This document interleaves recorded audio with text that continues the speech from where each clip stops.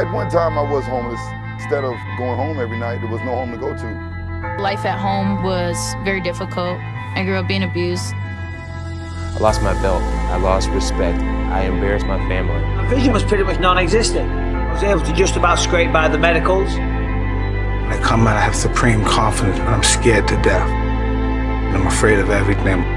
I didn't care about living, I just wanted to die. I got up and I felt the weight of the world was lifted off my shoulders. I knew I was going to make a comeback. Fighting, this was designed for me. This is what makes us who we are. I'm the best! Who the fuck is that? I'm so far ahead of this game. My dream, my vision for myself is to be the greatest martial artist to ever live. I have always been a fighter. There is nothing I do better in this life than fighting. There ain't never been a man that could better me. I was born to do this. Nobody can get close. I'm the best fighter in the world. I'm the most brutal and vicious and most ruthless champion there's ever been. I've got new sunglasses for the camera. Really? Are we rolling? Are you rolling? Yeah. Check these out though, right? Brand new ones? For the holiday. These are new sunglasses. They look like goggles. They look like your swimming goggles. That's why I like them. They're kind of a bit old-fashioned. I used to have those when I was younger. They're very comfortable. Yeah, they look it. They're like beveled around my eyes, so they don't stick to my face too much. Yeah, they're quite versatile looking. Yeah, I feel like I'm not even wearing them. They don't look that expensive though. Usually you're quite flashy with your sunglasses. That's what I like about them. They are quite expensive. I think they're about 100 quid. Really? Yeah, but they look cheap, right? They do look cheap. They look like something I would have when I was like 6 or 7 years old. It sort of sums me up really, is expensive but looks cheap. Okay, yeah, that makes sense. We were just talking about our favourite little people before. Yeah, what is the politically correct term? I know one that's completely off limits, and it was something that I was called a lot when I was growing up. Midget. You can't say midget anymore. You can say that because you've had it used against you. Yeah, I can say anything that's been said against me. You've I can say. it. I can claim. Yeah, exactly. I've got the midget pass. I've got the M pass. I've never had that. No, that shocked you. Never. That may shock you. Favourite dwarf? Favourite dwarf for me, it's always got to be Warwick Davis. Davis. I've read his book twice. I've met him a couple of times. Mine would be the. Have you ever seen Me, Myself, and Irene? No, I haven't. Well, people will know straight away if they've seen it. There's a Jim Carrey gets beaten up by a little. You don't know his name? He's a little dwarf. So you don't know his name? But it was just. You say my favourite dwarf is this person. You don't know his name? Look it up in the credits. Yeah, we are going to break down the YouTube boxing today. Me and G. Lawrence is a little busy. Can we say what he's doing? Well, people know that there's a baby on the way, so let's just say he's a bit busy right now. As we speak. He's not delivering it. There's a professional there. You know, I hope so. I know Lawrence is a know-it-all, but I'd hope he'd leave that to the medical. Yeah, exactly. That's a hands-off kind of thing. Just cheer on. Yeah. Yeah, we're going to talk a little bit fighting today. We obviously, G's in the house. Gio. And we're talking bit of pro boxing, bit of YouTube boxing, bit of MMA, UFC chat. We'll see where it goes. Sum up the old fighting stuff. People are always asking for more fight content. Yeah, so let's give the people what they want. We read the comments. Biggest news: JJ lost an opponent in Alex Wassabi. Unfortunately, he's concussed. Did you see the training footage that was leaked? Yeah, I saw a bit of it. Wassabi looked good in that. Yeah, he does look good. I was surprised when he fought Deji. I mean, me and you talked about it beforehand. Yeah. I thought that Deji, after doing the work, after suffering those two humiliating losses against Jake Paul and then Vinny Hacker, which was really bad. Yeah. That was really bad. The Vinny one, to get beat up off a guy who looks that pretty is never thrilling. Deji should have just slaughtered him. So when he went to go fight Wassabi, I thought, right, he's lost the weight, he's put the work in, he's dedicated. For me, I wanted to see him go in there and just brutalise him. Because I knew that Deji has the ability to do that, because when he fought Jake Paul, everyone expected him to get knocked out in the first round. No one gave him a shot.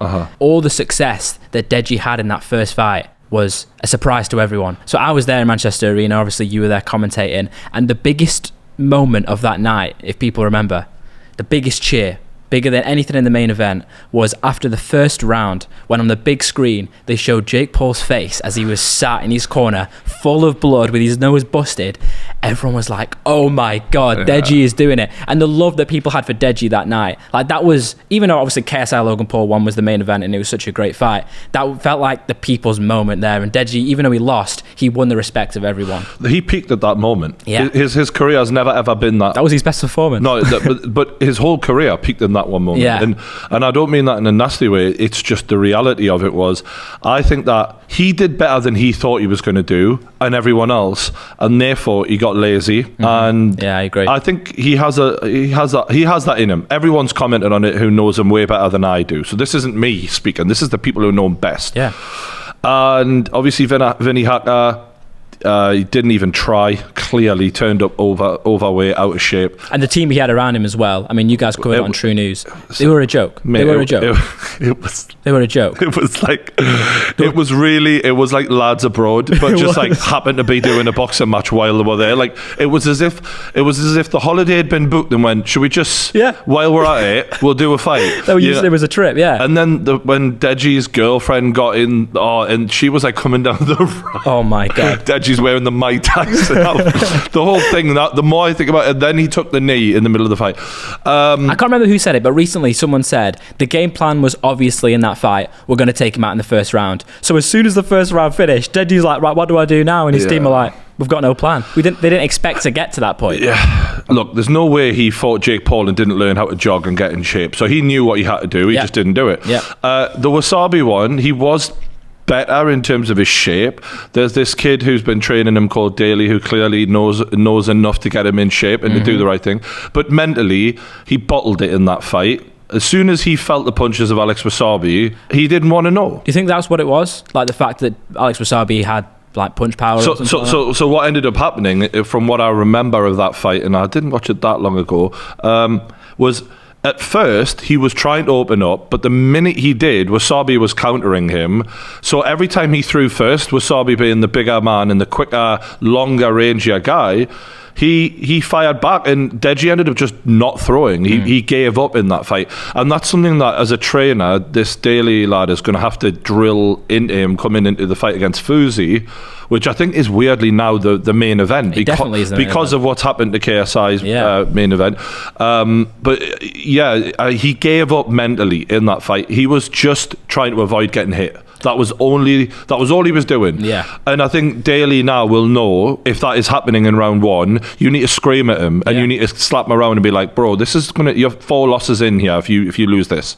4 losses. Yeah. Which in a pro boxing record is bad. In YouTube boxing, it's laughable. Like, it's everything. You got to beat someone. And it's on the biggest stage because people, I mean, often you get fighters that have 4 losses in a row, but no one's really heard of them or whoever. Oh, he's main event, main event every time. Every fucking time. And he's very well known. And he's going in against Fuzi, who is like, this is almost WWE levels of character. Like, Deji and Fuzi are the most odd characters online. Yeah. They're up there. Yeah, they really crazy, are. They're wild. They're different. And Fuzi's very polarizing as well. I mean, even in his own personality.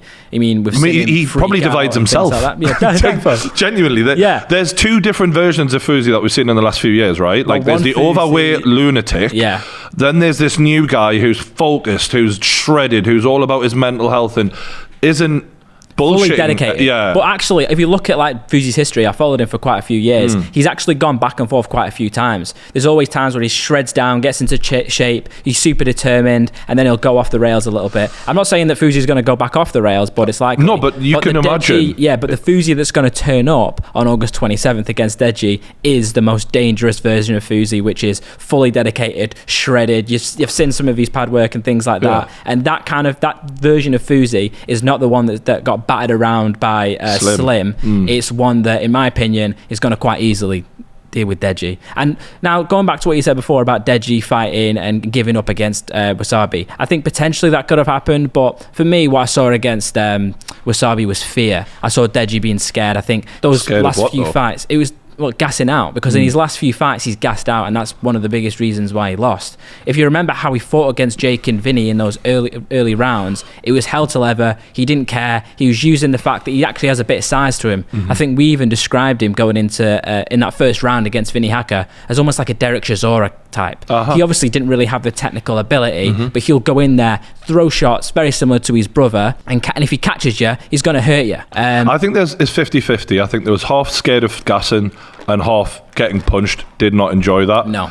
And obviously he underestimated Wassabi as well. The worry with Fuzi, where we're talking about his mental health thing, I'm just getting like that reminder of what Tyson Fury went through, and Fuzi and Tyson Fury are very similar people in terms of not in terms of boxing ability, but in terms of is Fuzi the next Tyson Fury? Their mental challenges that they've had throughout their life. Yeah. They've both said things that the rest of the world listen to and go, that's a load of shit.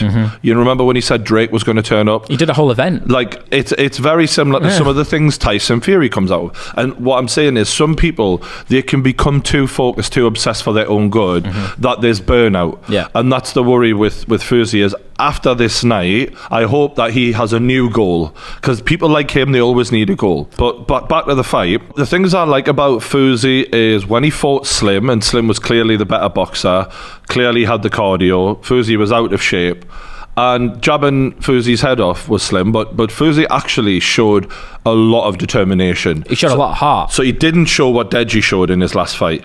Like, you know, with the weaknesses and the mental side of it. Fuzi was getting battered and he was still going.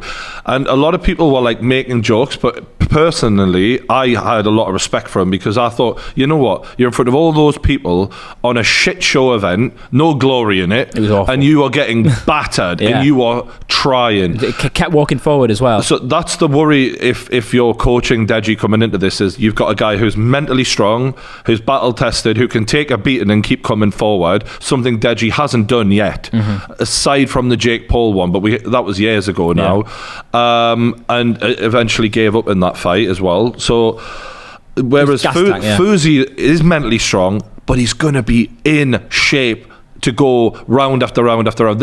I do not believe, as great as people who are trying to train Deji, that the dedication can be on the same level from Deji. It will be much more improved, but I just feel like Fuzi's an obsessive maniac. He's completely focused. He's called himself the wolf going into this fight. It's crazy. But I mean, it reminded me in a way when Fuzi was just walking forward, taking those shots. A bit like Chris Matinho when he fought Sean O'Malley in the UFC. Very much so, yeah. Nobody knew who Chris Matinho was before that. He was a step-in opponent, and Sean O'Malley was just teeing off on him for 3 rounds. But he was a fucking zombie, this young kid, right? Yeah, but he gained so much respect after that, and it's very similar to Fuzi in a way, because now we know Fuzi's got a chin. So here's one confusing thing for me, right? Most people are backing Fuzi to beat Deji because of what Deji's done lately, and because, let's not forget, Fuzi did get in there against Alex Wassabi in a sparring match and beat the fuck out. But that was also Wassabi not having any boxing. Agreed. Training. But at this level, at this low level of YouTube boxing, when we have such minimal footage of people fighting, I mean, the main event, that Swarmz fella. We'll get onto that in a minute. We have no footage of him, for example, right? So that is, at least we've got something of Fuzi. I immediately thought, you've got to put Fuzi in the main event against JJ. It was such a natural. It was like, look, sorry Deji, you've done your training, but the main event is what people are here for. They've already sold tickets. You've already let people down many times before. You've got to step aside. You'll have your chance. There's lots of Misfit Boxing coming up on DAZN. Shout out to them. They're going to do a great job. I'm excited to see what they can do. But Fuzi or someone named who we've seen fight before would have been a great move, in my opinion. Yeah. Just to put him in the main event and go sell the tickets. Exactly. For so many reasons, obviously, because they've sold tickets, they've sold pay-per-views, everything like that. But JJ needs to make a statement to Jake Paul. You know what I mean? Because Jake Paul's just come off knocking out Tyron Woodley. He emphatically knocked out Tyron Woodley. Slept them. JJ needs to make a statement, and Fuzi would have been a good person to make a statement against. Obviously, as you said, we've seen him fight. I'm not saying Fuzi is on the level of Tyron Woodley, but there's respect there within this community for Fuzi that he's tough. He's taken many shots before, kept coming. He's actually, you can use him beating Wassabi as, hey, we're getting someone who's beaten Wassabi. Yeah, because JJ's now saying Swarmz would easily beat Wassabi. Yeah. We've seen Fuzi beat Wassabi. We've seen it happen. Yeah. I mean, yes, there's context and whatever, but for the people paying the money, they just need something believable. So in terms of the Deji Fuzi fight, before we do move on to the main event, I don't see a path of victory for Deji, unfortunately. Right. Like, I backed Deji against... I thought Jake Paul was going to win, but I believed in Deji's heart. And then going against Vinny Hacker, I thought he was just going to wipe the floor with him. I just thought, guys... You even backed him against Wassabi, I think, didn't you? I did. As I said before, I thought he'd lost the weight. He's obviously been training. He looked good. He did a little bit like what some UFC fighters do when they lose a fight. They'll go away, not do any media. They'll come back and they'll be a monster. They'll be a different version of themselves, in a way. It's very similar to Ronda Rousey, isn't it? It's funny, but so one thing I want to give credit to Deji for is the natural talent he does have in terms of all these YouTube boxing lads. When he's got energy, and I watch him hit pads, and I see things from him, I'm like, that's all right. There's some talent there. I'm not sitting here going he has no talent. That's not what I'm saying. It's whether or not he's dedicated enough. But when I watch him hit pads, there's technique there, there's ability, there's natural power. I just feel like the mental edge with Fuzi is so much stronger. He's just so much more convincing. So the one path that I do see for Deji is, obviously, when Fuzi fought Slim, he was much bigger. He wasn't as lean as he is right now. He must have lost about 30 pounds since then. Do you think that might have affected his chin? That chin where he was able to just walk forward, because obviously he was much heavier, walk forward against Slim and take those shots? And does Deji hit harder than Slim? Do you know what I mean? I think Deji will hit harder than Slim, but what I think is the conditioning of Fuzi will mean that it would take so much from Deji to get rid of Fuzi, because the fitter you are, the harder it is to finish someone. So, and that's just general boxing. And we're talking about Fuzi, who I've been watching his social media.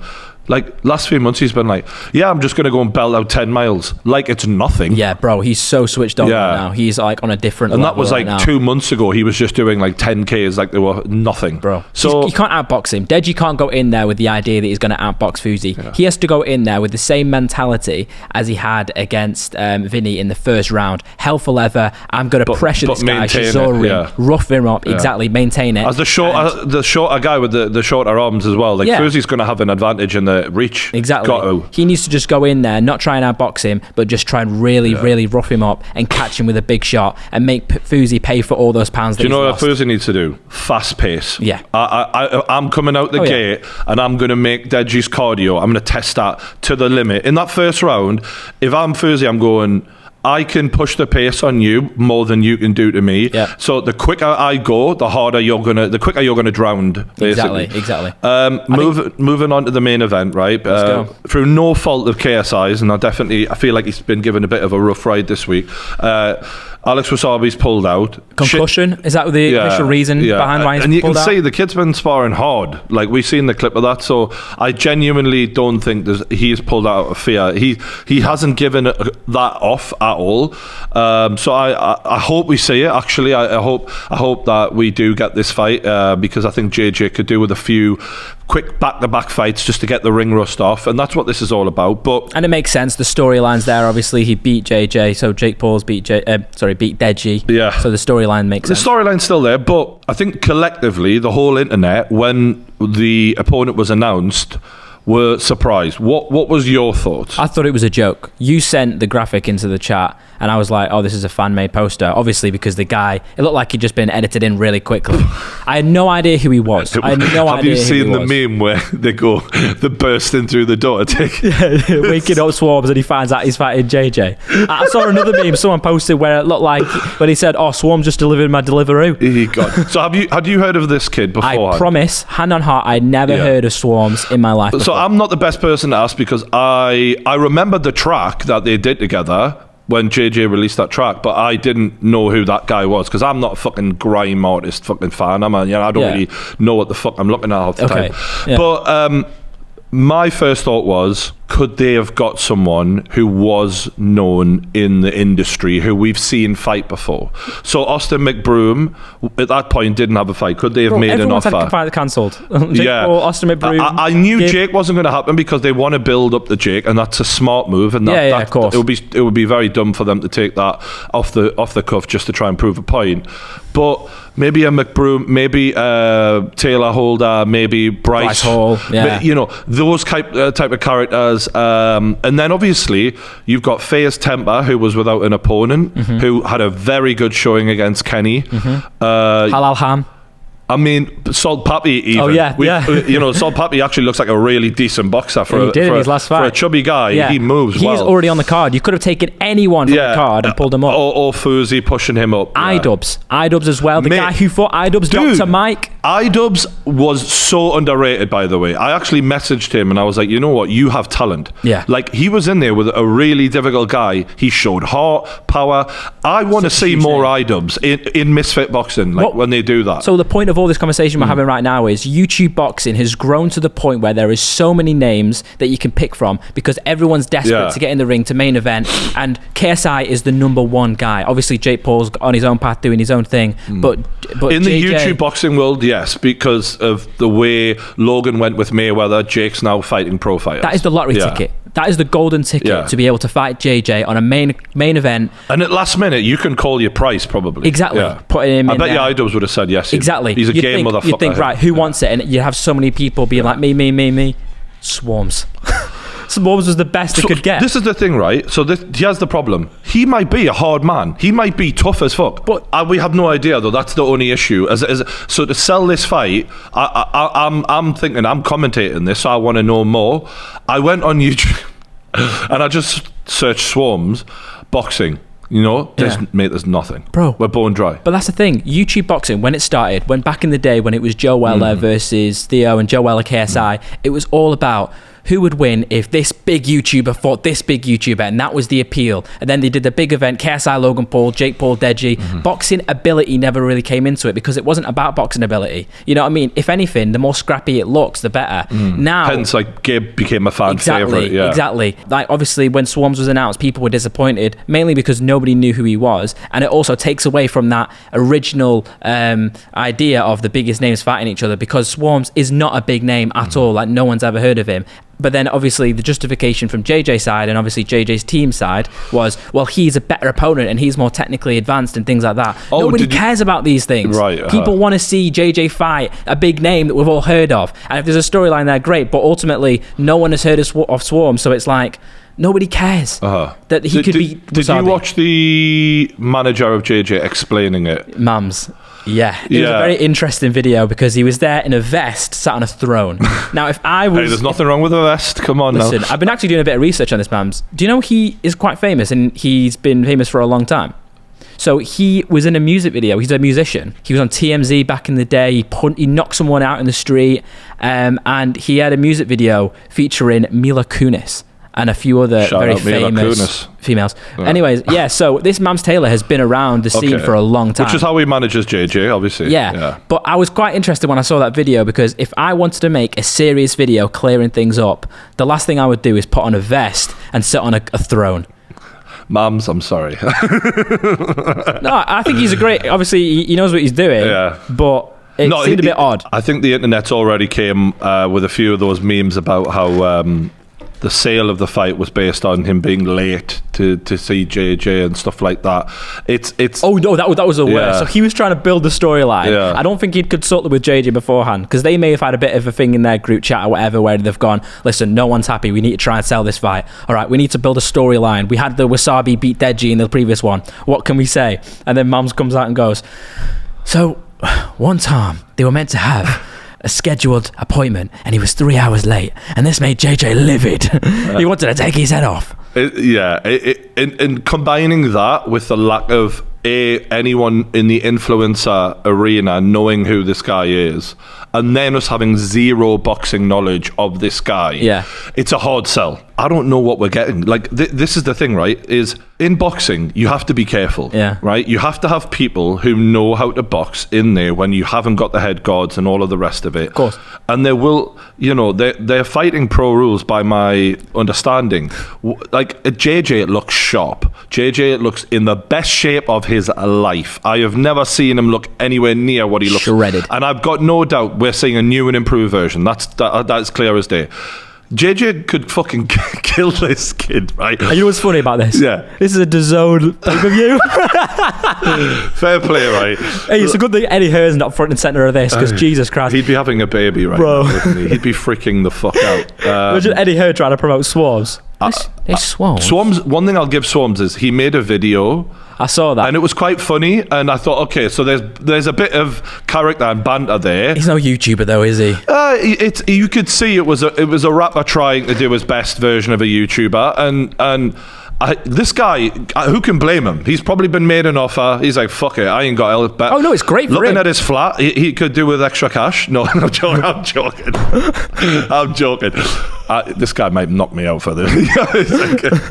But in my head, I was just like, okay, I get why you've said yes, right? This is a good opportunity. Well, the whole country now knows who you are. If he goes in there and looks okay, it elevates this guy beyond belief. Bro. He can't lose. Well, in the words of KS, they're going to do a documentary on him. Swarmz can't lose. He could go in there, get knocked out in the first round. He's made cash. And in the words of Conor McGregor, he could say, I get to quadruple my net worth for half a fucking fight. Sign me up. You know what, right? You've just made a damn good point in a way. Like, that was the one thing that it did remind me of, is like the story of like Rocky, for example. Like the well-known fighter who handpicks an unknown guy to fight on the main event in front of the whole city, you know. They'll make films about this one day. Swarmz has a chance to be Rocky Balboa here. And that is my best sale I've got. You know what I mean? That's all I've got. And that's not my fault. And it's not JJ's fault. It's the situation that people are in. But you're just like, if I'm DAZN, I'm getting a guy over there into the boxing gym to get some footage of him and get it out now. Exactly. Get it out now. If we don't see any boxing footage, it's because they've got boxing footage. And it's awful. And that's what worries me a little bit. I hope he's in a position to defend himself, because we want to see JJ tested to some degree, because this is all about him proving himself as a boxer. If he goes in there, drops the guy in 10 seconds, okay, well done, it's a great shot. But we need some element of competitiveness to prove that this is worthy. Exactly. And here's what he needs to do. Think about the Wassabi storyline. Think about the Jake storyline. What do they both have in common? Both of them beat up Deji. So, Swarmz needs to, in the next 2 weeks, Swarmz, if you're watching this, find Deji wherever he is, go and jump him. Make sure his big dog's not around. Get it on camera. Make sure your mate's there. Get it on camera. Shoot it well. I know he's not a YouTuber for say, but like, you need to film this. He needs to go beat up Deji, and then the storyline is set. And then we'll care about it. You know? Then that can be part of the storyline or whatever. And if you can't find Deji, then Randolph. I think someone close to JJ. Randolph. Randy, run. One of the side men. Run and hide. Yeah. Which side men would trigger him the most? Which one does he love the most? I feel like Simon. He's close. Oh to no, Simon. Definitely Simon. Those guys have been friends for years. Yeah. So find Simon, whoever. Deji. Yeah. Simon. Yeah. The one good thing that they've got going for them is JJ could fight a Broom and people will turn up. Mick Broom. Literally. That's the one thing we've got to look at, is this is the fight before the fight, really. This was never, in JJ's eyes, this was all about just getting back in the ring, getting the engine going again, and then we're going to get a McBroom, then we're going to get real tests. Yeah, of course, but that's all well and good for him. Like, I know that he tweeted out saying, yeah, this is just a fight to get the ring rust off, but it's like, this could have been a sparring session. Like, I don't understand how you need to get the ring rust off on DAZN pay-per-view in front of a sold-out O2 arena. I think the fact that it's pay-per-view with Wassabi, nobody was complaining, but I've seen more people moaning now. Obviously, though, because there was a storyline with Wassabi. People know about Wassabi. He's got 10 million subscribers as a YouTuber. He adds to the value to a degree. Not a massive degree, because Wasabi's career was revived in a big way by JJ, but because he had a win over Deji, he was adding something. It's had time to sink in. I was initially quite upset about the whole Swarmz thing, obviously because no one really cares about it. But I do agree, like, Fuzi Deji is the real main event now, and it should be the main event.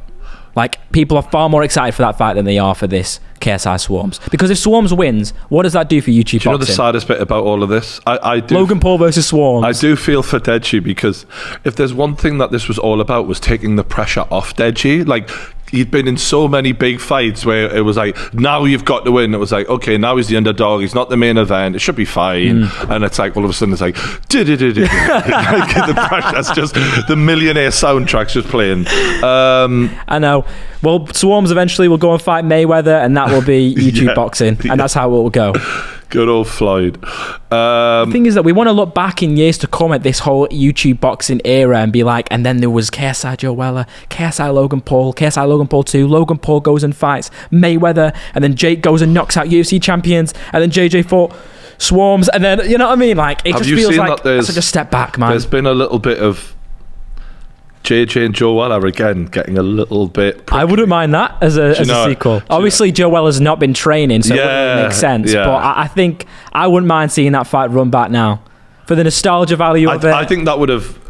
That would be good. Joe hasn't been training, but I'd love to see Joe back in the ring one day for his own completion of the journey, like from going in the ring, then sort of out of the ring commentary sort of thing, and then...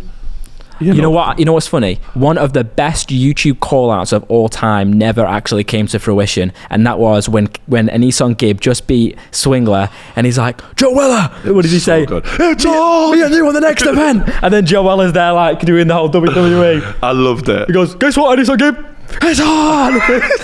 It was so good. Mate, that would have been such an amazing fight. Yeah. That would have been such an amazing fight before Gibbo went to fight Jake Paul. I rated Joe so much though afterwards, just going, look, it was a fun moment, but you kicked my ass. I love it. But Joe is a tough kid, and I'd love to see him win a fight. I would love to see him win a fight. I'd know what I love to mean? see that moment, because obviously we know he's a big WWE fan, and he's such him a and Jay or something like that would Joe be Weller, such a fucking Jay Swingler. Jay Swingler. And Jay's looking big now. Yeah. Jay Swingler's looking big. They're both in shape. They're both about the same size.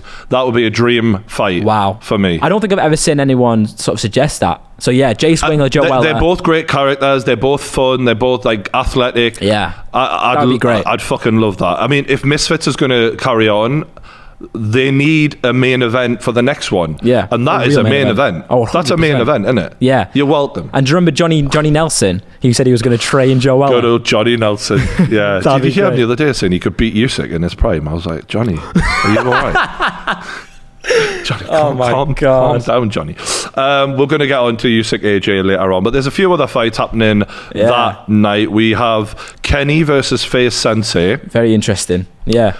Interesting one, because people are picking Kenny to beat Sensei, which feels a bit wild in a way. Well, it is, because Sensei has all of the experience and Kenny's new to it, but Kenny's got a lot of natural talent, I will say that. Yeah, he looked decent against, was it Temper that he fought last time? Obviously, he lost that fight. He managed to they gave him the decision at the end. It was overturned afterwards. He's got decent natural ability, but in my opinion, Sensei's just a level above. You know what I mean? It's in his blood. He's a fighter. Well, he's a martial artist, but he's fought professionals. But when you say he's a fighter, what I've seen some of the criticism from Vidal and Leon is about him mentally being like a bit of a nice guy, and like, does he have the eye of the tiger? Does he have it in him to go in and hurt? Because what people are looking at is the sparring sessions that have came out of FaZe versus Gabe and FaZe versus JJ. He lost those in sparring. Yeah, you're right. But it's sparring. And I do think that, Sensei, he wasn't coming in 100% in shape. He was coming in to help the other guy. He wasn't trying to hurt the other guy just before their big fight.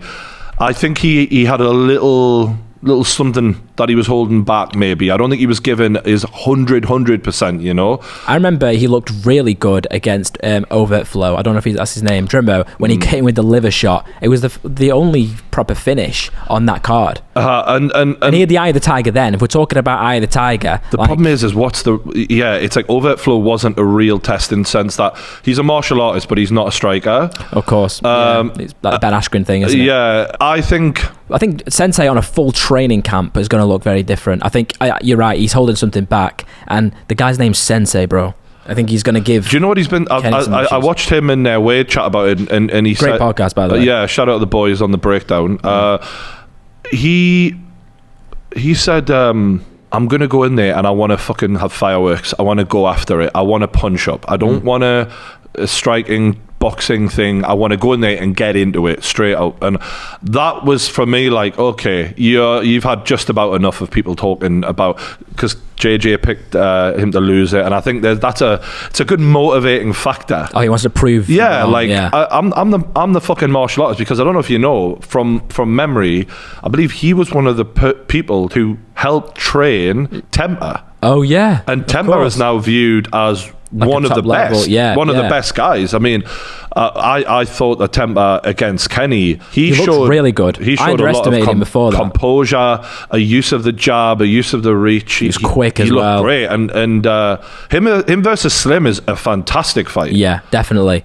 Slim's almost gone under the radar because he's not been on these big cards, but I know that he's been doing a lot of the Adam Salah cards over in like Abu Dhabi and things like that. I like him as a character. I mean, he's got a win over Fuzi. He's a great character, by the way. I had no idea who he was before the Fuzi fight, but I remember Fuzi was trying to sort of play like the stern look before that, whereas Slim was just in his face, screaming. Do you know in his what he face reminds me of in his style? Like a Diaz. Okay. Like kind of skinny guy, but can punch all day. You know what's funny? I was thinking Max Holloway. He kind of looks a little bit like Max Holloway. Bit like Max, like same build type thing, you know? It's like skinny looking, but can keep punching and punching and punching, and has that technique. And he'll taunt you in there as exactly. Well. And the interesting thing about this fight of Temper versus Slim is Gabe has said he'll fight the winner. And that was meant to happen a while ago, wasn't it? Yeah, him versus Slim. And obviously with Misfits again, that's another great fight that we can see down the road. So I'm also excited for them. Yeah, Slim's got knockout power as well. He's knocking people out on those other cards. Yeah. I don't really know the level of his previous opponents, but it's a big test. The only thing with those cards, there was a little bit of debate on the validity of them because Salah had some very questionable wins. Okay. Where it looked like the other guy had gone down a little easy, and then after the fact, he'd come out and went, "Oh yeah, they paid me to take a dive." Oh, okay. There was that white lad who, I remember, stocky kid came in, and it was a bizarre. But look, I believe in Slim's ability. He looked very decent. That is going to be a decent fight. Yeah, very good fight. Who else is on the card? Salt Papi's on the card as well, coming off a very good win against Ham. A little bit of a fan favourite, Salt Papi. A weird... well, because the way that he dealt with Ham, I love Ham, he's a good friend of mine, but wow. I thought he looked like the best boxer that night. He did. In terms of like raw talent, you're looking at him like, you've been training. With the lean counters and things like that. Yeah. And the way he was like...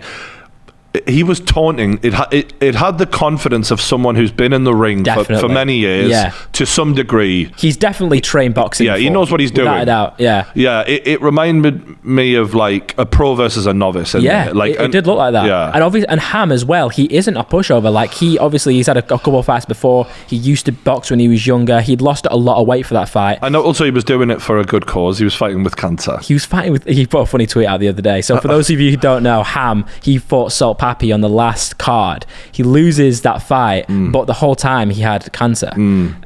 He's fine now. He's cured. But then he put a tweet out the other day saying, "All these YouTubers pulling out. I fought with cancer." I mean, he's got a point, hasn't he? Yeah. I mean, fair play. For that reason, we got to give him a shout out. Fucking hell, good on you, mate. And, but Salt Papi did make easy work of him and looked really good. And I'm really excited to see him get back in the ring because if he wins this fight, he could co-main another Misfits event. This is the weird thing is what we've seen with Gib, and Gib already had a name, don't get me wrong, but Gib has used fighting to propel his name into another level.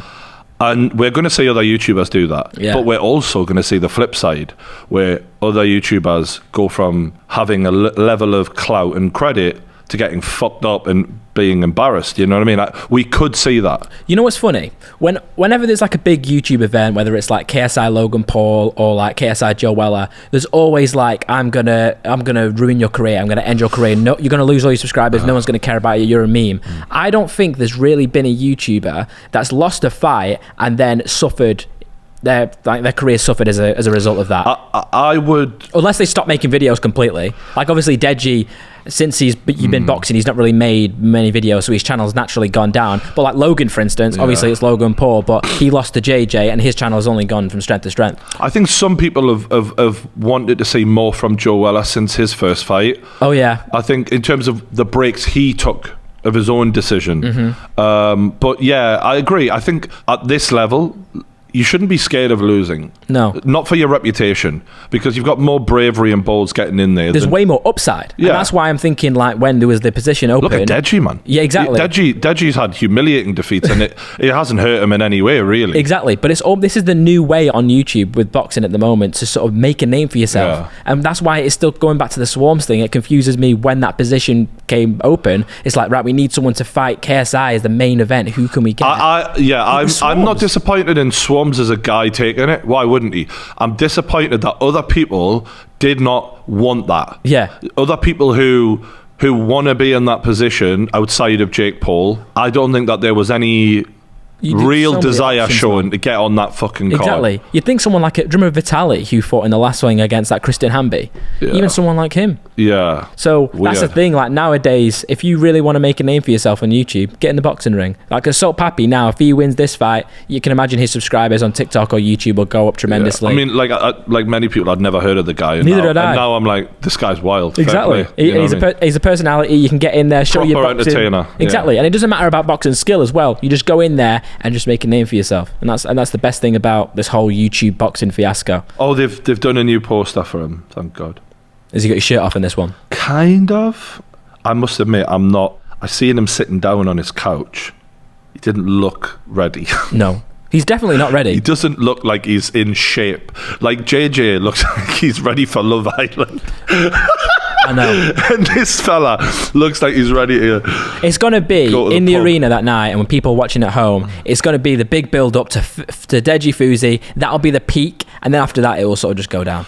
Like, I don't think people are going to be that excited to see JJ versus Swarmz. And also, as well, when JJ beats Swarmz, no matter how he does it, he has to be sort of like careful with what he says in the mic, because you can't call out like Jake Paul after beating Swarmz in like a lackluster way. You know what I mean? He can't be like, look what I did to Swarmz. And it's like, yeah, but the guy's fucking nobody.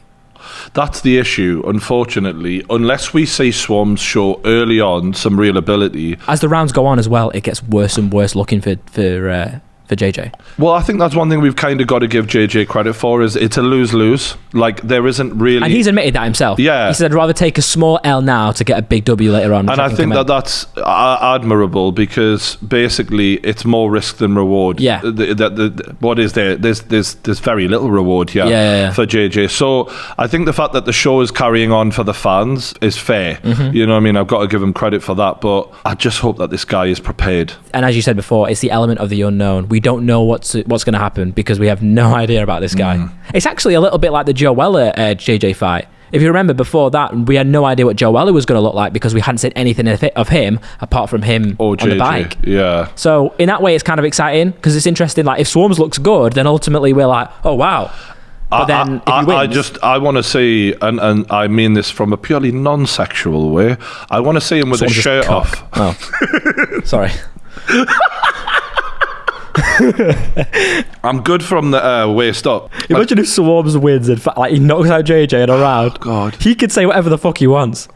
He gets on the mic, calls out Jake Paul Swarmz, Jake Paul, Logan Paul, any of the Pauls. Yeah. And I'm just standing there like, what the fuck just happened? It goes full circle. Swarmz knocks out JJ, calls out Theo Baker. I want that the original. Oh, bro, that would be so good. Theo's just in the crowd like, fuck you. I'm not getting Theo Baker, Kenny Baker, any of the Bakers. Any of the Bakers. Going back to dwarfs. There is the Jake Paul situation. Well, I mean, obviously, and JJ admitted this himself, Jake Paul was, he took a dub from this whole situation, because JJ had a lot to say about, Jake fighting Hasim Rahman, and, that fight falling through. He was I laughing don't at him for that. understand why that fight didn't happen. It was something to do with the weight. So apparently, Ratman Jr. was meant to make, was it 205? And that was the agreement. So he was sending the weight to the commission, saying, look, I'm gradually making this weight. And then they actually officially weighed him in, and he was way over the limit. Chael Sonnen actually suggested that the kid was just going to come in way overweight and be like... Do you think he was going to do a bit of like an MMA cut, where he's just going to do it all overnight? No, I think what Chael was suggesting is he's going to come in overweight, and he's going to be there the night before being like, you either pay me the full rate, I ain't going out there. And he's trying to put them into a corner, but then Jake was like, you can't tell us what to do. Yeah, so in advance, Jake seen it coming and was like, well, fuck this cunt off. No, there's no point. He's not taking it seriously. And I get that. It's a shame, though, because he released the footage of the sparring, and I was like, there's a competitive fight that's exciting. And I'd like to have seen that. Yeah, exactly. Because a win over him... I mean, it's exactly what Jake Paul needs. Like, everyone's saying he needs to fight a boxer. This is a boxer. This would have been the next step in the journey. But it also takes Jake Paul away from KSI, who's currently fighting influencers. So, in a weird way, it kind of helps... He's already on that other level now, though, isn't he? I think because he's only beaten MMA guys who are significantly smaller than... I agree. ...than JJ... there's still that element of question there. Well, he's still a level above. Oh yeah, in terms of what he's achieved, 100%.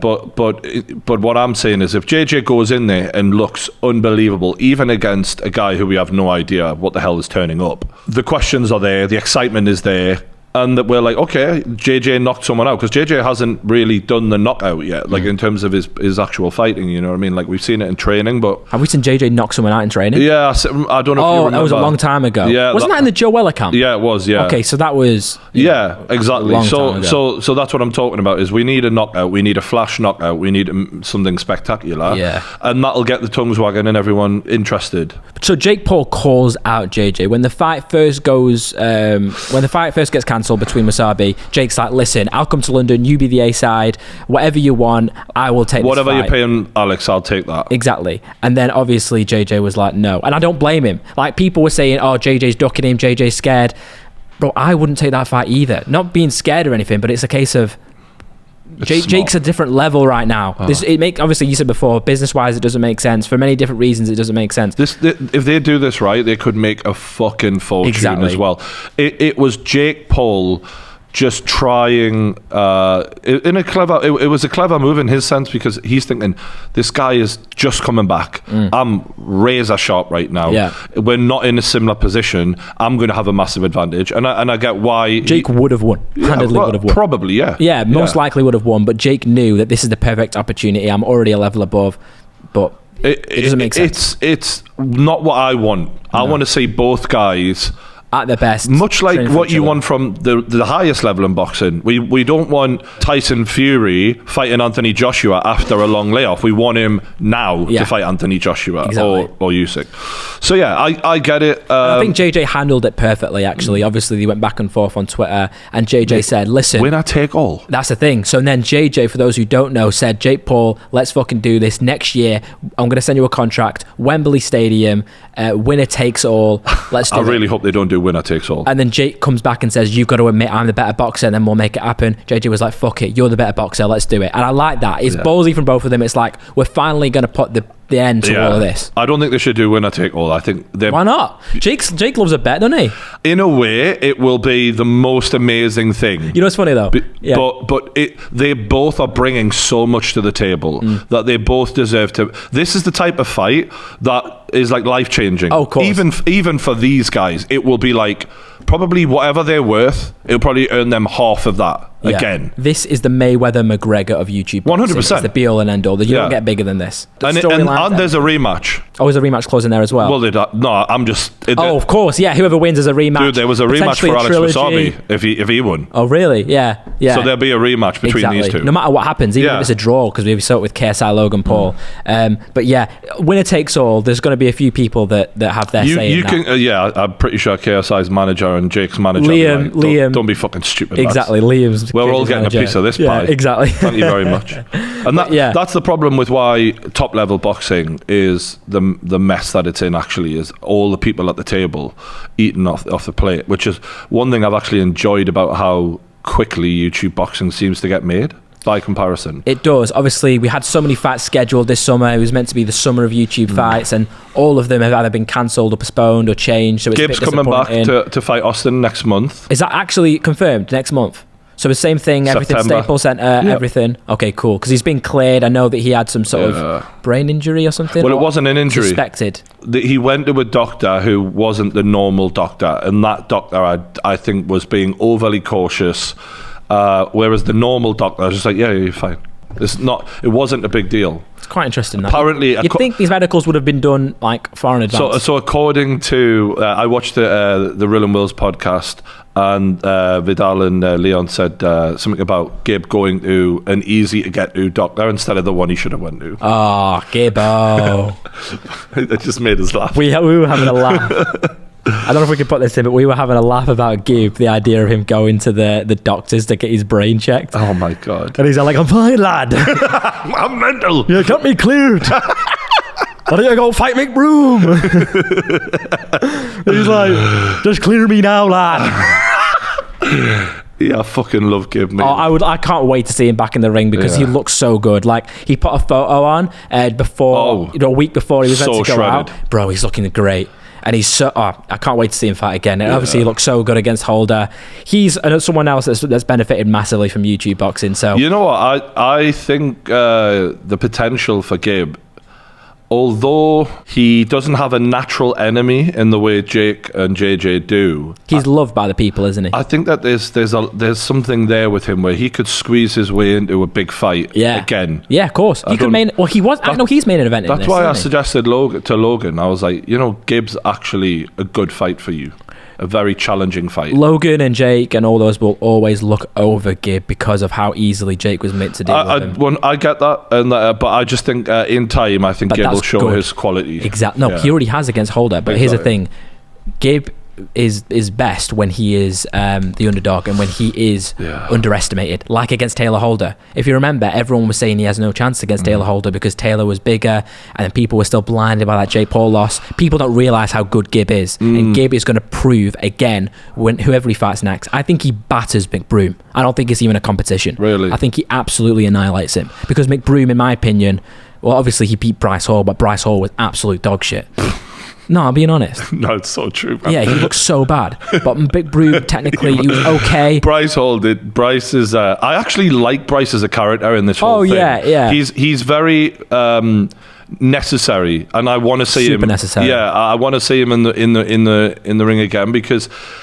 He's got heart and he's got the character. It's the hands. He hasn't got the hands. His hands are trash. Yeah, but he's awful. Like, there's no one that he beats. You need to put him in there against someone that's also shit. He needs. This is the weird thing. Him and Taylor Holder have this weird beef now. Oh really? Oh, they hate each other now. Did you keep up with this stuff? No, it just invades my social media. Okay. You know who I'd love to see Bryce Hall against? Ed Matthews. Do you know who Ed Matthews is? So Ed Matthews just knocked out Simple Simon, the 51-year-old, 19-year-old lad. Because that Ed TikTok Matthews, kid. Should we talk about that for a little bit? Because you don't know too much about all this stuff. I did mention it on a podcast recently. But you guys were saying, I was listening to it. You were saying, like, I don't think you were getting your facts. I thought the girl was the daughter of the dad, and she's not. Yeah, so now, did you see the way that Ed Matthews knocked out the Simple Simon, though? Well, I mean, he battered the old man. I know. I don't think he's very good as a boxer, obviously. I think he was pretty shit. But so was Bryce Hall. And he calls out Bryce Hall and Gabe when he won. Bryce Hall versus Ed Matthews would be a really good fight. And Ed Matthews has got the personality as well. Like, he is massive on TikTok. He's got a whole, like, army behind him as well, like, cult following. Seems a bit mad, like. Do you know who HS Tiki Toki is? Mate, what do you think? I've never fucking heard of this. I think we should park it there. Okay, on the old influencer boxing. We could go all day. We've also I've gone into a position where I've got no idea what the fuck I'm talking about. But I'm looking forward to it. I'm going to be commentating. I know. I'm so excited for that as well. Obviously, we're going to get some good tickets, hopefully, as well. Yeah, definitely. Boys. Yeah. But yeah, you're one of the original people in YouTube boxing. I mean, you commentated the first ever Theo versus Joe Weller. You were there for KSI versus Joe Weller. KSI Logan Paul. Like, you are a pioneer of the space in a way. So it's good that you are now like there again. I'm excited, and the difference is my boxing knowledge now compared to where it was is so much different. So hopefully with a good microphone, some good boxing knowledge, I'll do better. And that's the thing, that production as well. I mean, you've got the DAZN production. It's going to be top tier. Who else is commentating? Do you know? Keemstar will be there, and one of the DAZN guys will be there as well. Okay, cool. And so then is that the main panel? Yeah, but we've got other guys like Wade are going to be involved. There's like Big Zoo and other people. Cool. It's going to be a good night. It's going to be so good. I think Logan's going to be in the building, so maybe he might make a pit stop. Okay. On commentary. Will Jake Paul be there? Do we know that? Because remember when Jake beat Gabe, and then it cut to the shot of JJ. Who was sat in the crowd looking disappointed. Like, we need that moment where JJ looks at Jake Paul. Yeah. I want you, boy. Or Swarmz. If Swarmz beats JJ, points out Jake Paul, they do a bit of a face-off. God, they can't. No, there's no way Swarmz is winning, is it? Like, really, he can't. Anyway, we'll clip that together for when Swarmz knocks out JJ in one round. Yeah, we'll do a bit of pro boxing as well and pro fighting. We've got a big fight coming up: Anthony Joshua versus Alexander Usyk. I've just seen some footage of AJ hitting the pads, and he looks dangerous. How's he looking right now in terms of size? Because if you remember, when he fought Andy Ruiz the first time, he was carrying a lot more muscle, a lot more size. And then when he lost to Ruiz, he came back and he was a lot leaner. And he obviously was going to choose to go for that style where he's very much sort of like at the end of the jab approach, keeping his distance, things like that. We know now, based on the last fight with Usyk, that AJ isn't going to go in there and try and outbox Usyk because it didn't work for him. He's going to have to try and knock him out. He's going to have to go and hurt him, isn't he? He looks a little bigger. I'd say a little bigger, but that's good. That benefits what he needs to do. I think Usyk looks bigger than what he was. Okay. Usyk looks much bigger than what he was as well. He looks like jacked. Okay, so that might work against him in terms of the speed, because that's one of his biggest attributes. They're trying to do a bit of like I think Usyk is anticipating a shorter fight. So Usyk's like, I ain't going to let you come in and just outpower me. Okay. I'm going to carry some extra power myself, so I've got something for you.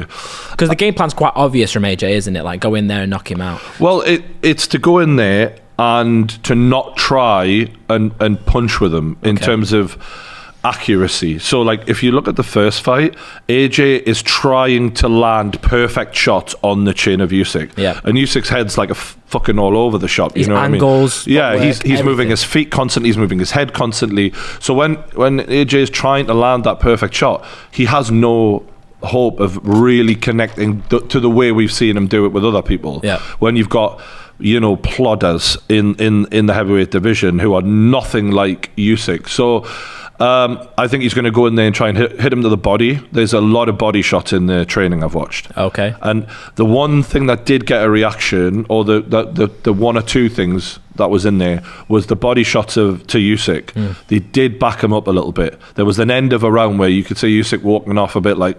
Because AJ hits hard.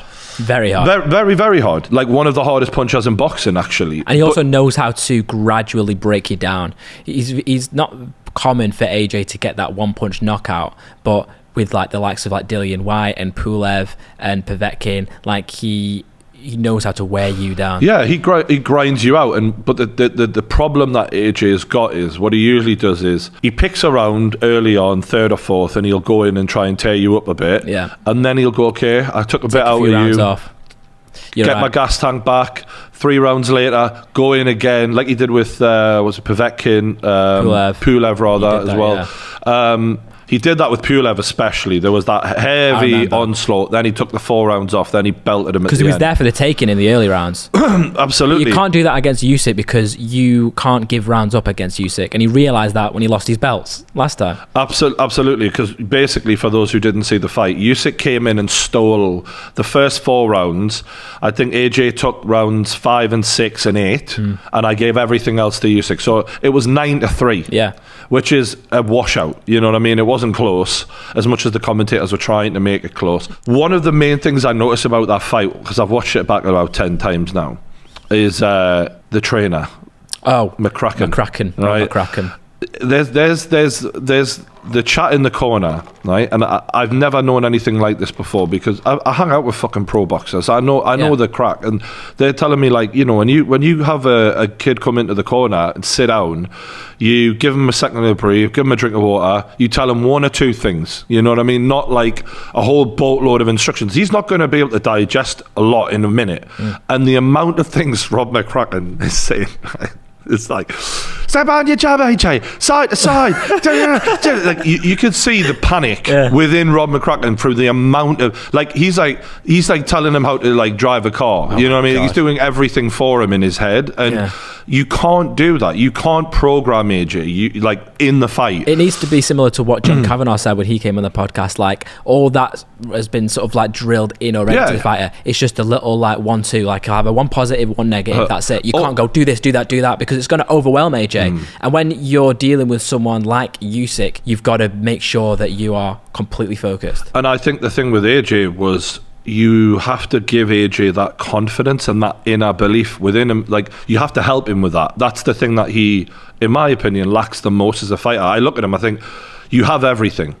People call him chinny. I don't think he's chinny. I think he's in the heavyweight division. It's a fucking hard hitters. How is he chinny? Well, people have seen his legs stiffen up from taking shots from Ruiz and Klitschko, but realistically... Well, it was that one instance, really. Oh, I guess, yeah, with the Klitschko, potentially. But and Dillian Whyte sort of caught him as well, but the point I'm making is, you know, you have 20-odd fights in the heavyweight division, you kind of have moments where you've got to hang on. Fury's been dropped multiple times. He's never been knocked out cold.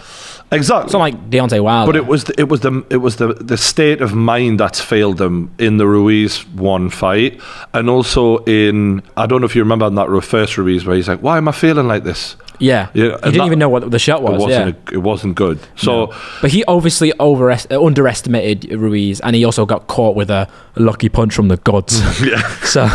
So that was shout out Ty and it was a very different circumstance, and he knew that he was a better boxer than Ruiz, and he knew what to do in the rematch, and it was very clear cut what he needed to do, and that's why Eddie Hearn was so confident. It's like, get the rematch booked, do it in Abu Dhabi, sorted, beating Ruiz, gets his belts back, and he was so relieved. I don't think that same level of like, right, I know what I need to do is there for Usyk. I think there's definitely much more fear going into this fight, and uncertainty. There is so much uncertainty. There's no clear path to win. No, there isn't. People go, he's a Rubik's Cube. You just need to knock him out. It's like, okay, but even then, AJ could do everything right and still not win. That's the difference here. Is with Ruiz, we knew the path. That little fat man was not going to be able to move his legs around that ring quick enough against a 6'6" man gliding who was 17 stone shredded, you know? Exactly. And this is going to be different because it's a much harder challenge for AJ. If you were to look at a fight and just break it down into the basics of what advantages you give AJ versus Usyk, there's very little advantages for AJ. And yet, a lot of people don't speak like that. A lot of people think AJ, because he's the bigger man, it's like, well, he's bigger man, he should win. It's like, yeah, all right, he hits a bit harder, but like, to me, it's like fight IQ, footwork, like head movement, like so many different parts of the game of boxing are in Usyk's favour. And I also think one of the main things is AJ is normally the better athlete. And I think Usyk is a better athlete than AJ overall. Yeah. You know, people might think I'm wrong, but I have never seen, and I've got to give credit to AJ because that first fight, he kept up with Usyk for a long time. He did better than I thought he would. Because I know beforehand, obviously, AJ was the favourite going into that fight. And I remember me and you being like, well, we think Usyk's going to win this one. Yeah. I mean, I got Usyk by decision. I won fucking good money on really? that. Thank God. That's sick. Yeah, but it's a much harder fight for AJ. Usyk's stamina. I've never seen a heavyweight do that. That pace, and one thing the commentators said, which sort of blew me away, was like he does 4-minute rounds with half a minute rest on his training camp. So like he is used to an intense pace, and so to try and keep up with him, I just think was a mistake. Because AJ, what you notice he starts doing halfway through the fight, he starts like peppering him, but like that's not what you do as a big man. You want to nail him with a jab. You want to throw one jab that's very hard, not three where you're like, you know, when you're pawing. It's not. No, you can't do that. You're not going to take enough out of Usyk in order to win a fight by doing that. He needs to throw hell for leather. He needs to just go in there and just try and knock him out. Less often than what he was, but with much worse intentions. Exactly. And to the body especially, because when someone's moving that much, you got to hit what's not moving as much, which is the core, the centre. He has to be perfect. That'll hurt the gas tank and break him down. But because against Ruiz too, he had to play it safe. He cannot play it safe this time, and that's where the risk comes in. That's part of the problem. Is the jig is up a little bit for a genius like Usyk. He knows that there is a point in this fight where AJ can't go in there and wait for the knockout to happen. Yeah. He has to force the issue. So it's kind of like Usyk's going in there going, at some point you're going to come for me, and when you do, I'm going to know that that's what you're initiating, and I'm going to have the answers ready. Of course. And I do think that the weight gain from Usyk, he's planning something, and with Usyk being the southpaw who throws very unorthodox, like there was a moment where he threw 2 left hooks like back to back, and like naturally as a fighter, when you block one, you naturally come and expect the other one, and it fucking bang, you know, like he does things that are just weird. He's also had 12 rounds already with AJ, which is going to benefit his confidence massively because he's been in there with him. The fear level is gone, and he nearly finished him. Exactly. And without that being the game plan.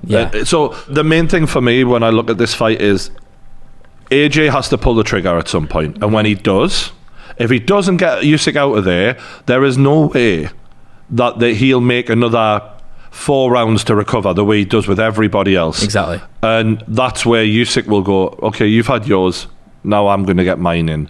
And I just think the pace that Usyk puts on any fighter who is of that size, it's weird because he was able to take away like a 4-inch reach advantage and out-jab the bigger man. It's crazy. Because of that lateral movement. So, unfortunately, I don't see AJ winning, but the weird thing about all of this is heavyweight boxing, though. Obviously, one shot can change everything. Look, it is that, but it's the Tyson Fury situation around it. This guy is trying to make a fight with Derek Chisora. I saw someone say this the other day. It's like Khabib coming back and fighting Dan Hooker. Yeah, it's Chisora. No, sorry, I would never say that to the guy. Put it that way. He's one of the most intimidating men. Oh my god, he looked great in his last fight against Pulev. Wow. If boxing had a BMF belt, that is just for the 100%. Yeah, it's Derek Chisora. He is the BMF. Like, it doesn't matter if he wins or loses. You're coming out of there like you've been in a fucking car accident. Exactly. Like, he puts it on you. So this isn't disrespectful to Chisora. It's just acknowledging where he's at in his career and the fact that Tyson Fury is clearly looking for an easy fight, and the fact that he's scrambling around trying to make this fight. And by the way, Eddie Hearn has received an offer. So there's legitimacy. Eddie Hearn to promote the fight. No, Eddie Hearn's the manager of Chisora. Oh, of course. So he's seen the contract. They've sent the contract over. I thought this was all, Tyson Fury, I'm only fighting for free. I'm only fighting for half a billion.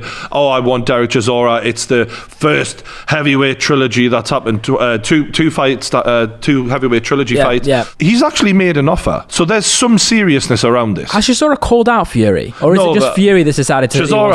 Chisora will fight anyone, anytime, anywhere. But I don't understand why Tyson Fury, instead of AJ or Usyk, because obviously they're fighting now, so surely if I was Tyson Fury, I'd wait back and find out who wins and then make my move. Why call out Chisora now? Think about the only logical reason that I can think of anyway. Cash. No. Why do you want to organise a fight before the winner is selected between the two main rivals? Why would you want to be disposed? Why would you want to be stuck fighting someone else when that winner's announced? Why do you not want to be eligible? I can't understand any other reason. I don't know. Because I don't think Tyson Fury is scared of those guys. Yeah, there's two reasons. He either doesn't want the fight, or he wants a tune-up with Chisora. It's not been that long since he beat White. Exactly. It's just nonsensical. I think he's bored. I think he's just bored. What I think it is? Wait a week. The fight is like 2 weeks away. So did you see the video? Do you see the video where he announces it? He's like, I'm going to make my comeback. I'm fighting Chisora with my new trainer, Isaac Lowe. So you know who Isaac Lowe is? Isaac Lowe is a guy who I can't remember if he's like a strawweight or something. So he's a fighter. Very good fighter. He's fought on many of Tyson Fury's undercards. Yeah. And he was undefeated, I'm pretty sure, until very recently on the White Fury card where he lost and he got beat quite badly. He actually got stopped.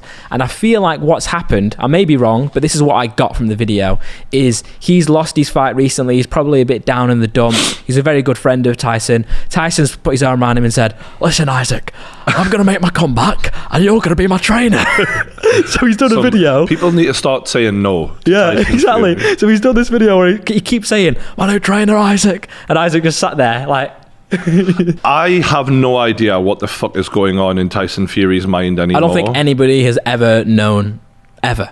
Because Tyson Fury, we knew when he said he's not going to come back, we knew that he was going to come back. As much as I respect Chisora, though, if Tyson Fury versus Derek Chisora was happening in my back garden, I wouldn't look through the blinds. I have no interest. Yes, you fucking would. I'd be going, what the fuck's Chisora doing out there? Lock the door? No. But seriously, it's just the most pointless fight ever. Oh, yeah. He could beat Derek Chisora with one arm tied behind his back. Exactly. It's that bad. I don't want to say it. So, and that's why I didn't think it was serious. Don't insult the fans by even talking about this, about an easy payday or whatever the fuck is going on in his mind. I agree. We have interest in one fight and one fight only, the winner. And there's one thing I do think is he's unsure of Usyk. 100%. I think he's very this whole thing about Usyk being a middleweight and all that. It's like Alexander Usyk is very much a heavyweight now. Yeah. And he handled AJ with ease. He's a serious threat in that division for anybody, including and Usyk has attributes ahead of everyone in that division in terms of ring IQ, in terms of speed, in terms of stamina. He will be in the ring with Fury and have advantages that no one else has had. Exactly. So now, and obviously that will be the fight that everyone would want to see. I don't want to see Fury against anyone else. Against Chisora. If I was Fury right now, I would just call it a day. Like, obviously, I know that you say like he needs to fight, you know, the greatest heavyweights ever for everybody in their sort of era. But Fury, in my opinion, can just stop now. It depends on the ego. I think there was a time where he would talk about the greatest of all time, and he would say, you know, I'm the greatest of my era, but I'm not the greatest ever because, you know, I don't want to be competitive. But lately, he's just been like, yeah, I'm the GOAT. I'm the greatest ever. And it's like, mate, you can't emphatically say you're the greatest now, because there are fighters out there who you haven't beaten who are legitimate, like AJ, like Usyk. I agree. Yeah, I believe he beats both of them. I think he's proven the biggest point though of all the heavyweights in this era right now to come back from where he was and to do what he did against Deontay Wilder twice. Deontay Wilder. Yeah. I'll tell you what though, if Usyk beats AJ, Usyk has an equal claim, in my opinion, because he's a two-weight world champion. Not just a two-weight world champion, he's an undisputed cruiserweight, and he's a unified heavyweight champion. He has done a lot with a win against Bellew. A claim to what, sorry? To being the greatest heavyweight of all time? In terms of just being the greatest boxer of his generation. I put him in that bracket equal to Tyson Fury, if not more so, because he's done it at two weights. How hard it is to go from cruiserweight up to heavyweight, it's so difficult that only Evander Holyfield had done it before him. I'd be interested to see Usyk against some other opponents before that claim. Obviously, because he's had three. At that point, he would have had 3 fights. Get in the ring with him, Fury. Chisora and then Joshua twice. Yeah. I think we would need that big tiebreaker in a way. Tyson Fury. But the difference between Usyk and Fury is one of them says he doesn't care about the money, and the other one really doesn't care about the money. Yeah. Usyk is actually about legacy. 100%. Usyk is a true fighter. He is not a showman. He is an actual, just a total, you know, the Spartan shit? That's actually what Usyk is, in my opinion. I watched a documentary on Usyk once, and he literally is in, I think, is it Ukraine where he's from? And he's like away in the woods, up in the hills, and he like juggles, because he obviously trains like with like Lomachenko, who's very much like that as well, just practicing his hand-eye coordination and all these things. Yeah. He's like, a fighter through and through. Yeah, he's a genius, and he lives and breathes it. There's no, you know, meltdowns coming from Usyk or anything like that. No. This is all he cares about: legacy, legacy, legacy. Usyk would fight Fury, Deontay Wilder, all of them, if given the opportunity. There's no games, there's no pullouts, there's no fucking around. Usyk, when he says something, he means He's it. about it. And for me, the longer this goes on, the more I like Usyk. Of course. I rate his attributes, his stamina, all of that. But his personality his personality, he's so trustworthy. Yeah. You know what's going to turn up. There ain't no Andy Ruiz 2 stone since he won the belts turning up. He is going to show up, if not better. Yeah. I just have to respect that, you 100%. know. As much as I like Fury and he's a countryman and I want him to do well, there's a little bit of me that when we watch AJ Usyk, I will kind of lean towards Usyk. I won't want AJ to lose, but if Usyk wins, and I believe he will win, I'm going to be happy for him because he is such a fucking like gangster about this shit. Yeah, you know what I mean? agree. I just know for a fact that if there's any issues with Tyson Fury getting in the ring with Usyk, and you know how they try the smoke and mirrors, it'll be fucking Frank Warren pointing the finger and all. It won't be Usyk who pulls out. No, there is no way that Usyk pulls out against any.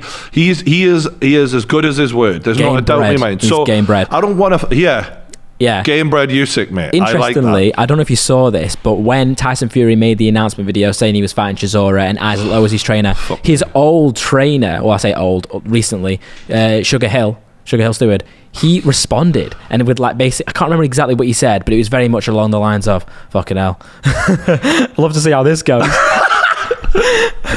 It's literally like 2 dads at a barbecue, man. That's the level that this is at. That like It does not deserve people complaining about KSI versus Swarmz.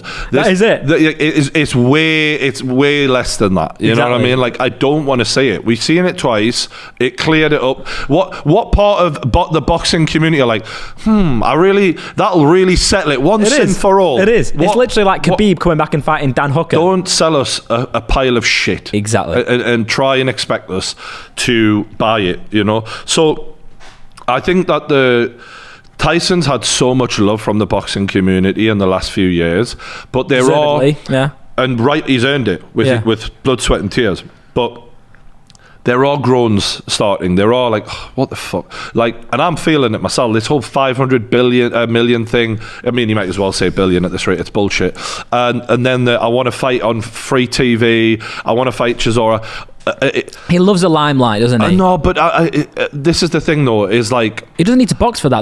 Reality TV show or something like that. I like Fury, and he's doing one on Netflix, right? So this is a reality TV show.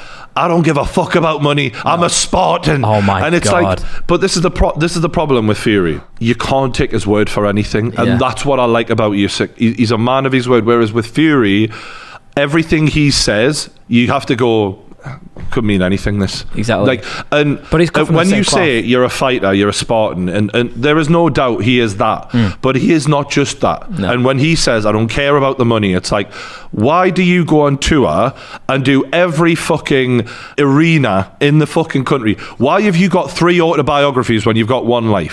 What, you know? This is the thing. Like, why are you trying to set fights up against fighters who you could beat so easily?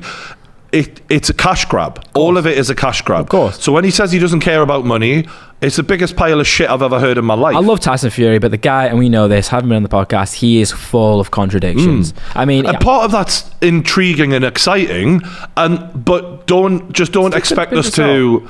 There's got to come a point where, as fight fans, you are relying on us buying into you, and when you keep moving the goalpost and keep lying and doubling back on yourself and doing all the. It makes it harder to be a fan, because I don't know what I'm getting anymore. Whereas with Usyk, I very feel. I know what I'm getting. I'm getting the baddest motherfucker on the planet. In my opinion, I believe Usyk can beat Tyson Fury. I believe he can. As a title. Yeah.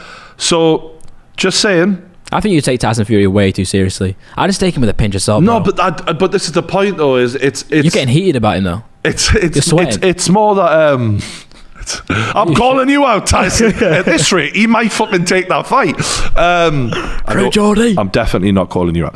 But the point I'm making is, I just feel like I'm saying what a lot of his fans are feeling right now, which is when he left the limelight and came back, he came back so sincere, so real, so humble. It's like a massive reality check. And it was like, I'm sorry, you know, I want to build the bridges with the fans, and it just feels like he's going a bit off the radar. Yeah, and the people who I look to keep him in line, like Sugar Hill, are now like, the fuck's he doing? You know what I mean? Exactly. Isaac Lowe's just his mate. It's literally like me and you just rocking up and doing a YouTube fight camp and you coaching me. Exactly. Like, who knows? Do you know what I mean? It's just fucking mental. So all I'm saying is, I just hope you can have all the fun you want. Yeah. But when the winner of this is announced, whoever's got their hand raised, I'm looking squarely at Tyson Fury and going, "You ready, mate?" Because I don't want to hear any excuses. I agree. If you want to call yourself the GOAT, there's only one way to prove it. And whoever gets in the ring after that, if for any reason, I'm just saying this now, any reason Tyson Fury does not step in the ring with the winner of AJ versus Usyk, then that guy becomes the GOAT of this generation. Because whoever's willing to fight, you have automatically won, because you're the one willing. Okay. I don't want to hear any excuses. I don't give a shit. There we go. No more fucking tours. I don't want to hear your stories. I want to see you fight, man. You know what I mean? I'd love to see this reality TV show, though. You say it's on Netflix, yeah? The last one was really good. I don't know if you saw that one. Look, Living with the Furies. Paris Fury, such a great personality. Paris is like, she is a character in her own right. Like, she is one of my favorite people in boxing. Oh my God. And you can see how he's done so well with a proper woman behind him like her. So shout out to Paris. But like I say, you can do that later, bro. Get in the ring, find out who the best is, and then dine out on all your success for the rest of your fucking life. Yeah. Should we talk about some MMA? UFC. What's happening in the world of MMA right now? So, what's his name? Kamaru Usman is defending his welterweight belt against our countryman Leon Edwards. That fight's been in the works for a long time now. Obviously, Leon Edwards coming off a decent win against Nate Diaz. Well, basically, he just schooled him for 5 rounds, but he did get caught in that last round. But Leon Edwards has been wanting a title shot for a long time. Luck's not been in his favour. Kamaru Usman, he's on a great streak at the moment. One difference is he's just had a big operation on his hand, which took a while to recover from.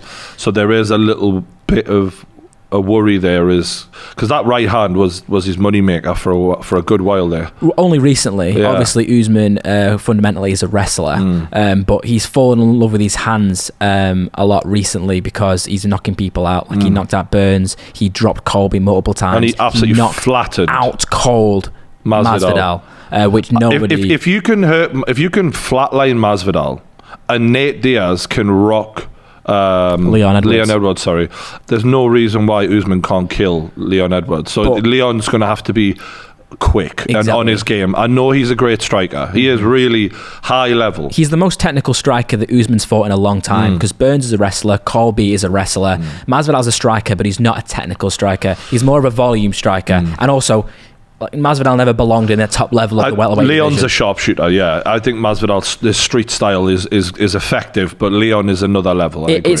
Leon is the biggest challenge for Usman in that division. With obviously the asterisks of Hamzat, which obviously that would be a very exciting fight if it does happen. But Edwards is going to present a very different challenge. Do you give him much of a chance? Yeah, I think he actually has a decent chance. I think Usman obviously is pound for pound number 1 at the moment. He is a very, very good fighter. He's only got one loss to Usman, ironically, Leon, hasn't he? I think he may have 2 losses on his record. I'm not 100% sure. Leon. Obviously, yeah, this is a rematch. They've fought before. Usman won the first fight. It was a decision win. But since then, Usman has just got better and better. It's scary with Usman because every time he gets in there, he looks better and better. The hand is going to be an issue, but it's very interesting to see what approach he takes against Edwards, because I don't think he's going to stand and strike with him unless he has fallen in love with his hands a bit and he decides this is the approach I want to take. You know what, though, when you watch Nate Diaz rock him, though, there must be a bit of Usman thinking, if let's be real, Nate Diaz is not a power puncher. Usman is. And if he can rock you, Usman can kill you. Exactly. Yeah. And the thing in about the 5th Usman round is, as well, it's not just like an overhand right. Like, yeah, he's got that, but his jab. His jab was so good against Burns. He dropped Burns with the jab as well. And with I think he also dropped Colby with a jab. Yeah. He did. He looked really good, and I don't think he's a better striker than Leon, though. Leon is just so quick. His footwork is really good. He's almost got that sort of like Namajunas style, sort of moving around. I agree, but I also didn't think he was a better striker than Masvidal. I just think that he lined up Masvidal to where he delivered the punch after taking a few, after allowing, because right before that final punch comes, Masvidal's like smiling, laughing, playing the game. He let Masvidal get a bit comfortable. He did, but also Masvidal didn't expect him to stand and strike with him. Yeah. He thought he was going to wrestle him, because obviously they had the first fight at UFC 251 where there was much more wrestling. It was fucking horrible. He was pushing him horrible, against the cage. It wasn't great. Usman wanted to make a statement and prove to Masvidal that he didn't deserve to be at the top level of the welterweight division, and he did that. Knocked him out cold. No one expected that to happen. But going into this fight, obviously he's dealing with someone. The weakness with Usman, mate, it's the mental game. I look at Usman as one of the most mentally strong fighters I've ever seen. I think if it goes the distance, though, it's the approach either fighter needs to take, because I don't see anyone finishing the other in this fight. The thing about Leon that sort of frustrated me against Nate was he did not do what I wanted him to do, which is risk it a little more and to put the play gas it safe on. And win rounds. Yeah, I wanted him to put the gas on and get Nate Diaz the fuck out of there and prove that the level he's on. And when he let him live and he let him stay in there with him and didn't risk it, he got caught. And I just look at that and I think that is a flaw within you, not in the technique, not in the athleticism, but within him, where it takes balls to put the afterburners on and to try and kill someone, because you're giving that opportunity to them as well in the same breath.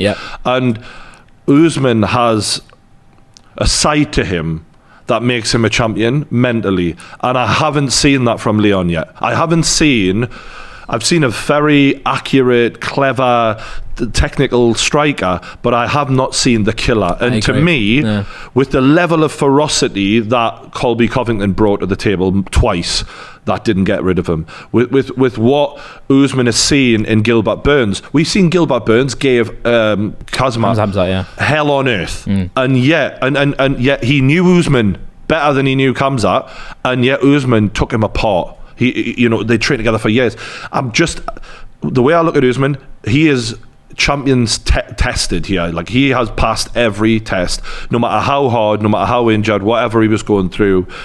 It's up here where he has that elite mentality. So and I just don't feel like Leon's shown that. No, I agree. To make me believe he can win. No, definitely, I agree. And obviously, as you were saying, he played it safe against Nate Diaz, who was on the tail end of his career, literally retiring after his next fight. When he gets beaten by Khamzat, obviously. And now he's going in there against the pound-for-pound champion. But obviously, the guys have fought before. I don't think that Usman is going to be overlooking Edwards in any way. But also, as well, when you're fighting the champion, you have to rip the belt off them.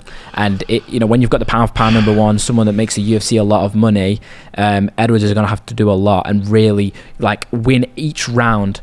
Did you see they moved Volkanovski as number one pound for pound? Did they? I think so, yeah, off of Usman. You know what's funny? I didn't know they did that, but I agree with that. It's a tricky one, though. I feel like in order for pound number one to lose that title, like Canelo did, he lost the fight.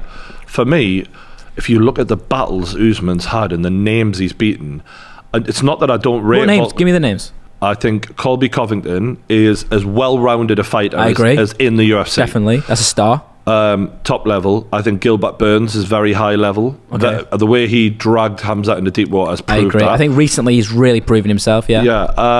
I think Masvidal's up there, but not a star. But I wouldn't have him as the top tier, even though he had the sauce. The thing is with Masvidal, when he landed that flying knee, that put his name into an echelon where it did not belong. And then obviously he had the big fight with Nate Diaz and things like that. But then we were all blinded to the fact that this guy wasn't just a journeyman, but he was now a title contender. He never belonged in that top echelon. So therefore I wouldn't put him as a big name in there. Some of his other wins, Tyron Woodley, which I think in retrospect, that age like milk. Yeah, Jake Paul's definitely not helped the. So when career. he got the win, yes, definitely. But then ever since then, not just Jake Paul, when he got beat by Luke Covington and Burns, he's beaten Sean Strickland, he's beaten Damian Maia, Rafael Dos Anjos, it's and Leon himself before. So I think the point is at welterweight, and all comers have been seen too. Okay.